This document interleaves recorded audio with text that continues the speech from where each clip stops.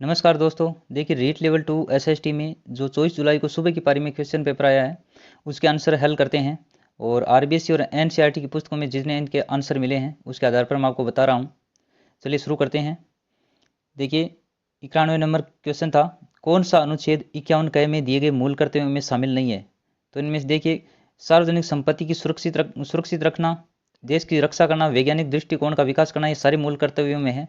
और करों का भुगतान करना इसमें शामिल नहीं है। इसका सही आंसर क्या हो जाएगा? Option number A. उसके बाद में है, किस संविधान संशोधन द्वारा मंत्रिपरिषद क्या आकार है वो निर्धारित कर दिया गया है। तो ये 23 जुलाई को जो पूछा गया था सेकंड शिफ्ट में, वही क्वेश्चन है, रिपीट कर दिया गया दोबारा। और हमने जो 10 मॉडल पेपर किए थे उनमें से 24 जुलाई वाले दोनों पेपर हुए हैं जो सुबह की पारी और शाम की पारी में, उसमें काफ़ी क्वेश्चन है अपने मॉडल पेपरों से आए हैं। और ये क्वेश्चन में मैंने आपको करवाया था मॉडल पेपर में। तो इसका देखिए सही आंसर हो जाएगा 91वें संविधान संशोधन के द्वारा। उसके बाद में है, स्वीप है वो किससे संबंधित है। देखिए ये क्वेश्चन मैंने आपको बताया मॉडल पेपर में, आप अब भी जाकर के देख सकते हैं कि ये 3 चरणों में हुआ था और झारखंड से इनकी शुरुआत की गई थी। तो इसका संबंध किससे था? मतदाता जागरूकता कार्यक्रम से। और ये जो प्रश्न बनाया गया है आरबीएससी की पुस्तक से लिया गया है, क्योंकि एनसीईआरटी की पुस्तकों में कई ऐसे हैं जो फैक्ट नहीं शामिल किए गए, कई टॉपिक, तो उनका क्वेश्चन है वो आरबीएससी की पुस्तकों से लिए गए हैं। नेक्स्ट है, दो राज्यों के मध्य विवाद उच्चतम न्यायालय के किस क्षेत्राधिकार का हिस्सा है, बताइए। तो देखिए इसका सही जो आंसर है वो है मौलिक अधिकार। मौलिक क्षेत्राधिकार के अंतर्गत है। दो राज्यों के जब मध्य विवाद हो जाता है तो उच्चतम न्यायालय वो उनको सुलझाता है। उसके बाद में मूल संरचना का सिद्धांत न्यायपालिका ने किस वाद में प्रतिपादित किया है।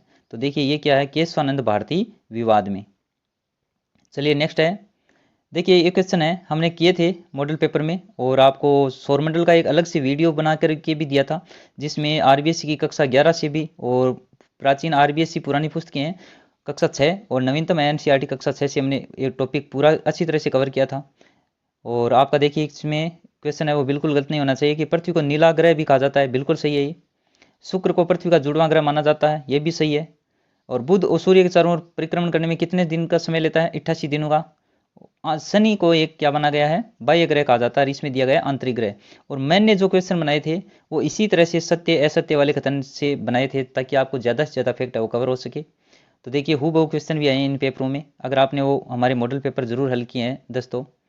उसके बाद में देखिए, जब 0 डिग्री देशांतर पर सुबह के 10 बज रहे हैं तो 15 डिग्री पूर्वी देशांतर पर कितना समय होगा? तो ये हो जाएंगे प्रातः के 11 बजे। उसके बाद में है, भूप्रपटी के नीचे का वह स्थान जहाँ से भूकंप आरंभ होता है। देखिए ये क्वेश्चन मैंने आपको पूरा बताया है, इसमें 3 बातें बताई थी, उद्गम केंद्र, अधिकेंद्र और सर्वाधिक जो विनाश है वो कहाँ पर होता है, ये सारी बातें आपको बताई हुई हैं। तो ये क्वेश्चन वैसे ही पूछ लिया गया है। तो देखिए जहाँ पर आरंभ होता है उसे कहते हैं उद्गम केंद्र।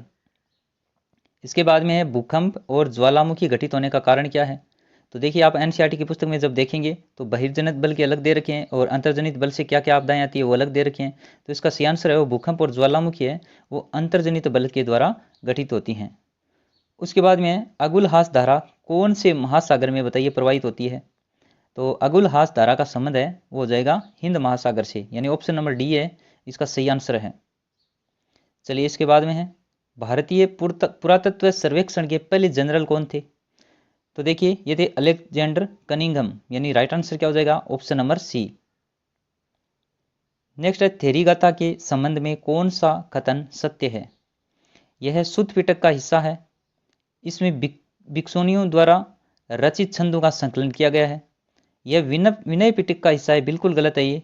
और इसमें महिलाओं के सामाजिक और आध्यात्मिक अनुभवों के बारे में अंतर्दृष्टि मिलती है। तो देखिए फर्स्ट, सेकंड और फोर्थ इसका सही आंसर हो जाएगा। उसके बाद में महावीर स्वामी हैं वो किस वंश से संबंधित थे, और इनका नाम देखिए वर्धमान। तो इसका सही आंसर क्या था? लिच्छवी वंश से संबंधित थे। और जैन धर्म बौद्ध धर्म का भी अलग से वीडियो बना करके दिया हुआ है, अगर आपने वो देखा है तो उसमें से भी क्वेश्चन आपका गलत नहीं होना चाहिए।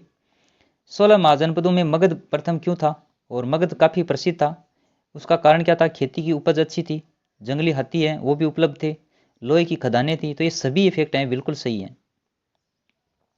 चलिए नेक्स्ट है, लोथल नामक हड़प्पाई स्थल है वो कहाँ स्थित था।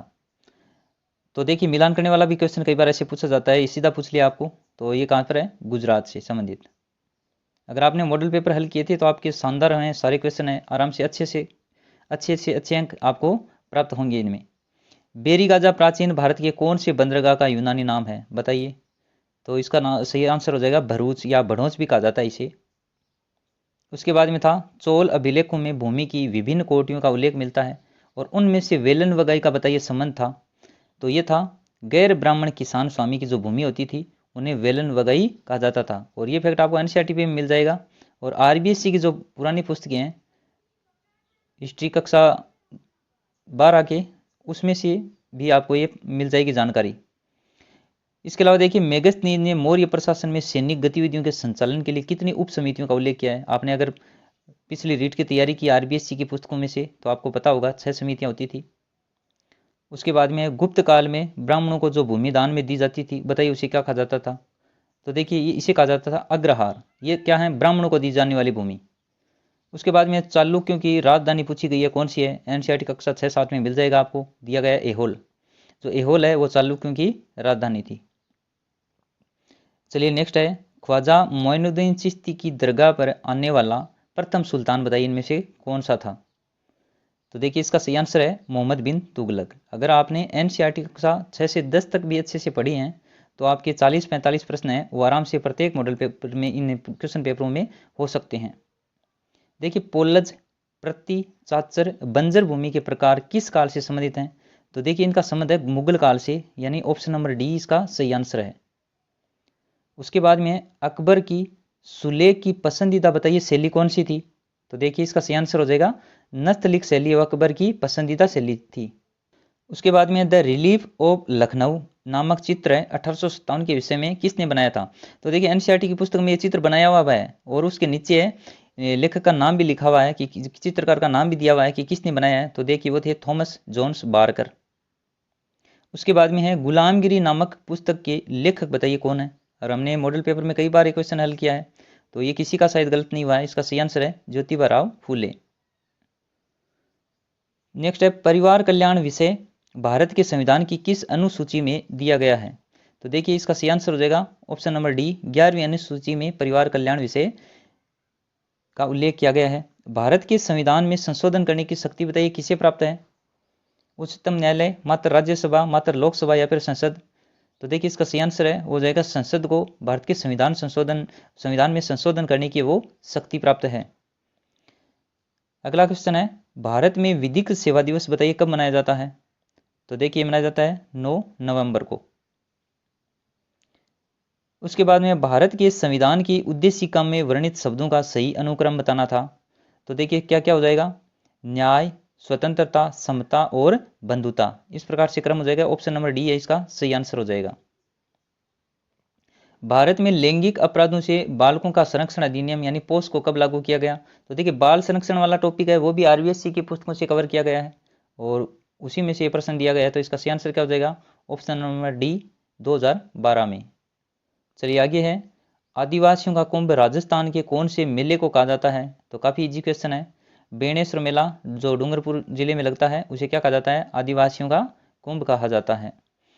उसके बाद में देखिए एनसीईआरटी कक्षा 10 राजस्थान अध्ययन है ना, उनमें से काफी क्वेश्चन पूछे गए हैं जो राजस्थान जीके के फैक्ट हैं वो कला संस्कृति के उसी पुस्तक में से आए हैं लगभग। और हमने मॉडल पेपर में भी वहीं से क्वेश्चन शामिल किए इसलिए वो मिल गए। देखो ठुस्सी, थमड़ियों, थेड़ियों, ये सारे आभूषण हैं हमने मॉडल पेपर में भी दिए थे। और ऐसा कैसा प्रश्न आ गया, कहाँ पर पहने जाते हैं, कंठ में। महाराजा school of arts and crafts की स्थापना किस राजस्थानी शासक द्वारा करवाई गई थी। तो देखिए ये थे सवाई राम सिंह द्वारा। फिर देखिए वालर नृत्य के बारे में पूछा गया है, किस जनजाति से संबंधित है ये। तो ये है ग्रास्य जनजाति का। और ये देखिए स्त्री और पुरुष दोनों मिलकर करते हैं इसलिए इसका सही आंसर क्या हो जाएगा, ऑप्शन नंबर सी। शिक्षण विधियों के मैं छोड़ रहा हूँ क्योंकि जो ओपीएससी आंसर की आएगी उसी आधार पर इनके आंसर आप देख लेना, क्योंकि इसमें काफ़ी डाउटफुल रहता है, कन्फ्यूजन रहता है। कोई आंसर कोई कुछ बताएगा और कोई कुछ भी बताएगा। आपने जो किया है वो आप एक बार देख सकते हैं, जब बोर्ड की ऑफिशियल आंसर की आई तब मिलान कर सकते हैं। हम एसएसटी की जो किताबों से आए हैं वो क्वेश्चन देख लेते हैं एक बार। देखिए 135वां है उत्तर भारतीय मैदान में बाढ़ निर्मित नए युवा निक्षेपों को जाना जाता है। तो बताइए क्या जाना जाता है। युवा निक्षेप होते हैं नवीन जलोढ़ मिट्टी यानी खादर। भारत में बहुतायत से पाए जाने वाले वन बताइए कौन सा है। तो देखिए उष्णकटिबंधीय जो पर्णपाती वन है वो सर्वाधिक मात्रा में पाए जाते हैं। उसके बाद में कौन सी फसल को सुनहरा रेशा के नाम से जाना जाता है? तो जूट। जूट को क्या माना जाता है? सुनहरा रेशा। धात्विक खनिज युग में बताना है आपको, कौन सा है? लोहा, अब्रक, मैग्नीज, तांबा, तांबा, ग्रेफाइट, अब्रक या डोलोमाइट। तो देखिए जो मैग्नीज और तांबा है वो क्या है? धात्विक खनिज की श्रेणी में आते हैं। और बताइए विश्व में सबसे अधिक बिकने वाली कैंसर रोधी औषधि है भारत में कौन से पौधे से प्राप्त होती है? तो देखिए वे हिमालयन यव है, और एनसीईआरटी में मिल जाएगा, अगर आपने पढ़ी है तो हिमालयन यव है, उस पौधे से कैंसर रोग औषधि के रूप में प्रयोग किया जाता है। राजस्थान के शुष्क व अर्ध शुष्क क्षेत्रों में पार्लर पानी का शब्द है, बताइए किसके लिए प्रयुक्त होता है? सब जानते हैं, वर्षा के जल को क्या कहते हैं हम? पार्लर पानी। और राजस्थान के कौन से जिले में भारत का सबसे बड़ा सोलर पार्क स्थापित किया गया? जो बड़ला, जोधपुर में, यानी ऑप्शन नंबर ए हमारा सही आंसर हो जाएगा। उसके बाद में है, देखिए इनको मिलान करना था, तो ऊंट उत्सव है बीकानेर में, मरु उत्सव हो जैसलमेर में, पतंग उत्सव हो जयपुर में, और मेवाड़ उत्सव कहाँ पर हो जाएगा? उदयपुर में। आप इस तरह से मिलान करके इसका आंसर दे सकते हैं। निम्नलिखित में से कौन सा कथन असत्य है? देखिए जवाहर सागर अभ्यारण्य कोट्टाबूंदी चित्तौड़ में बिल्कुल स्थित है, और एनसीईआरटी राजस्थान अध्ययन कक्षा 6 या 7 की किताब में से ये क्वेश्चन बना है। केसर बाग वन्य जीव अभ्यारण्य कहाँ पर है? धौलपुर में। अर्ध उष्ण कटिबंधीय सदाबहार वनों को क्या कहा जाता है? मानसूनी वन भी कहा जाता है, ये फैक्ट मैंने दिया भी था आपको। और राजस्थान का कल्प वृक्ष है वो आपको पता है सबको, खेजड़ी कहा जाता है, यहाँ पर असत्य दिया गया है रोइडा। तो ऑप्शन नंबर डी इसका सही आंसर हो जाएगा। कौन सा सही सुमिलित नहीं है? देखिए नदियाँ हैं और उनकी सहायक नदियाँ दी गई हैं, तो लूनी की जोजड़ी है बिल्कुल, बनास की मिनाल है, चंबल की पार्वती है, लेकिन माई बाणगंगा का कोई मेल नहीं है, इसलिए ऑप्शन नंबर सी इसका सही आंसर है।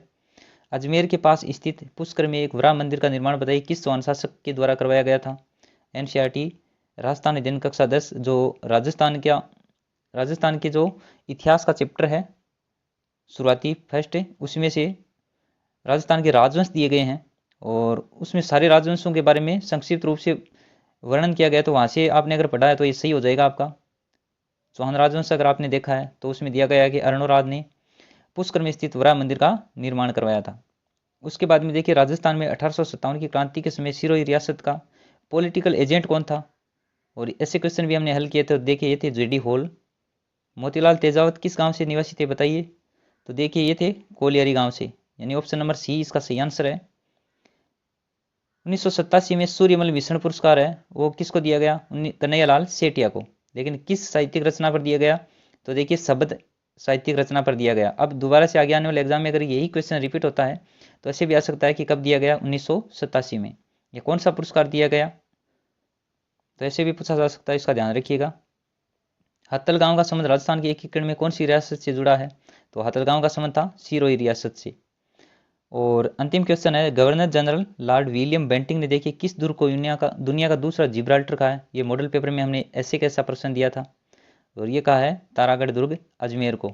तो कमेंट सेक्शन में कमेंट करके जरूर बताइएगा कि आपका स्कोर है इसमें क्या हो रहा है। Thank you.